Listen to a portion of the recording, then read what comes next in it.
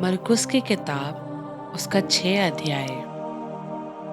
वहां से निकलकर वह अपने देश में आया और उसके चेले भी उसके पीछे गए। सबत के दिन वह आराधनालय में उपदेश करने लगा और बहुत से लोग सुनकर हैरान हुए और कहने लगे, इसको ये बातें कहाँ से आ गई? ये कौन सा ज्ञान है जो उसको दिया गया है? कैसे शक्ति के काम इसके हाथों से प्रकट होते हैं? क्या ये वही बढ़ई नहीं? क्या ये वही बढ़ई नहीं जो मरियम का बेटा और याकूब और योसेस, यहूदा और शमौन का भाई है? क्या उसकी बहनें यहाँ हमारे बीच में नहीं रहती? इसलिए उन्होंने यीशु पर विश्वास करने से इनकार किया। यीशु ने उनसे कहा, भविष्यवक्ता का अपने देश और अपने कुटुंब और अपने घर को छोड़ और कहीं भी अपमान नहीं होता। वह वहाँ कोई सामर्थ्य के काम ना कर सका, केवल थोड़े से बीमारों पर हाथ रखकर उन्हें चंगा किया। और उसे उनके विश्वास की कमी पर हैरानी हुई और वह चारों ओर के गांव में उपदेश करता फिरा। उसने 12 को अपने पास बुलाया और उन्हें 2-2 करके भेजने लगा और उन्हें बुरी आत्माओं पर अधिकार दिया। यीशु ने उन्हें आज्ञा दी, रास्ते के लिए लाठी छोड़ और कुछ ना लो, ना तो रोटी, ना झोली, ना बटुए में पैसे, लेकिन जूतियां पहने और 2-2 कुर्ते ना पहनो। और यीशु ने उनसे कहा, जहाँ कहीं तुम किसी घर में जाओ, तो जब तक तुम्हें वहाँ से विदा ना करें, तब तक उसी घर में ठहरे रहो। जिस जगह के लोग तुम्हें स्वीकार ना करें और तुम्हारी ना सुने, वहाँ से चलते ही अपने पैरों की धूल झाड़ डालो कि उन पर गवाही हो। तब उन्होंने जाकर प्रचार किया कि मन फिराओ, और बहुत सी बुरी आत्माओं को निकाला और बहुत से बीमारों पर तेल मलकर उन्हें चंगा किया। हेरोदेस राजा ने भी उसकी चर्चा सुनी, क्योंकि उसका नाम फैल गया था, और उसने कहा, यूहन्ना बपतिस्मा देने वाला मरे हुओं में से जी उठा है, इसलिए उससे ये सामर्थ्य के काम प्रकट होते हैं। अन्य लोगों ने कहा, ये एलिया है, लेकिन कुछ लोगों ने कहा, भविष्यवक्ता या भविष्यवक्ताओं में से किसी एक के समान है। हेरोदेस ने ये सुनकर कहा, जिस यूहन्ना का सिर मैंने कटवाया था वहीं जी उठा है।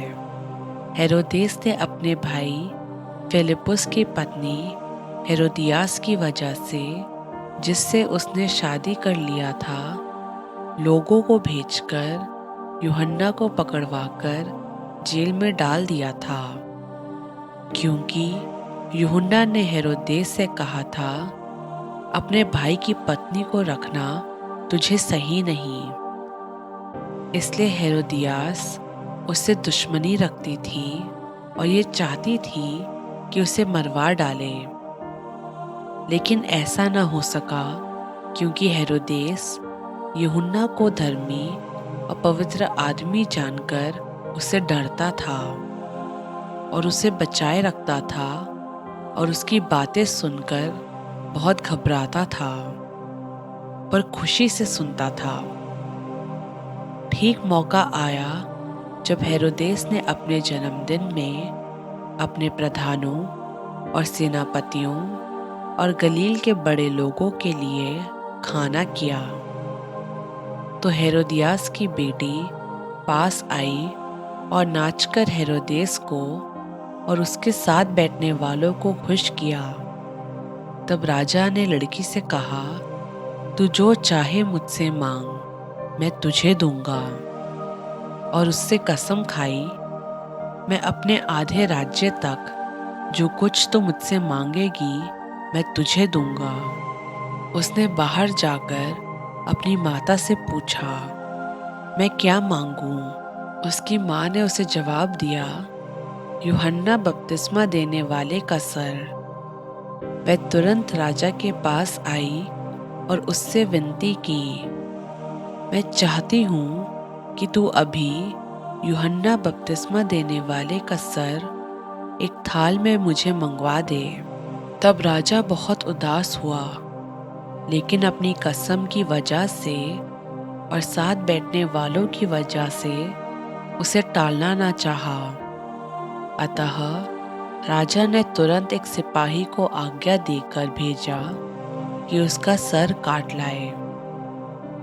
उसने जेल खाने में जाकर उसका सर काटा और एक थाल में रखकर लाया और लड़की को दिया, और लड़की ने अपनी माँ को दिया। ये सुनकर यूहन्ना के चेले आए और उसके शरीर को ले गए और कब्र में रखा। प्रेरितों ने यीशु के पास इकट्ठे होकर जो कुछ उन्होंने किया और सिखाया था सब उसको बताया। उसने उनसे कहा, तो अपने आप अलग किसी अकेली जगह में चलकर थोड़ा आराम करो, क्योंकि बहुत लोग आते जाते थे और उन्हें खाने का मौका भी नहीं मिलता था। इसलिए वे नाव पर चढ़कर सुनसान जगह में अलग चले गए। बहुतों ने उन्हें जाते देखकर पहचान लिया और सब नगरों से इकट्ठे होकर वहां पैदल दौड़े और उनसे पहले जा पहुंचे। यीशु ने उतरकर बड़ी भीड़ देखी और उन पर तरस खाया, क्योंकि वे उन भेड़ों के समान थे जिनका कोई रखवाला ना हो, और वह उन्हें बहुत सी बातें सिखाने लगा। जब दिन बहुत ढल गया तो उसके चेले उसके पास आकर कहने लगे, ये सुनसान जगह है और दिन बहुत ढल गया है। उन्हें विदा कर कि चारों ओर के गांवों और बस्तियों में जाकर अपने लिए कुछ खाने को ढूंढ लें। यीशु ने उन्हें उत्तर दिया, तुम ही उन्हें खाने को दो। उन्होंने उससे कहा, क्या हम 100 दिनार की रोटियां ढूंढ लें और उन्हें खिलाएं? यीशु ने उनसे कहा, जाकर देखो तुम्हारे पास कितनी रोटियां हैं। चेलों ने मालूम करके कहा, 5 रोटी और 2 मछली।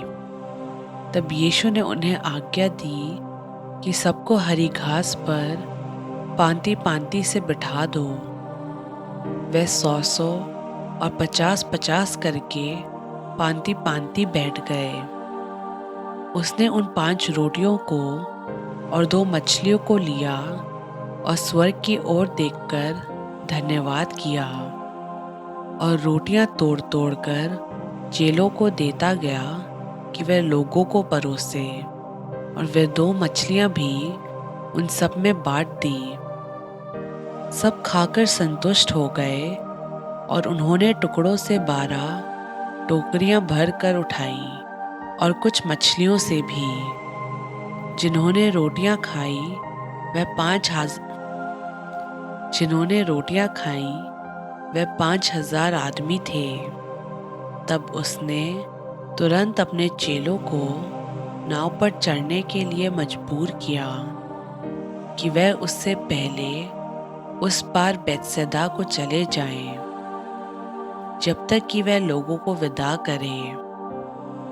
उन्हें विदा करके वह पहाड़ पर प्रार्थना करने को गया।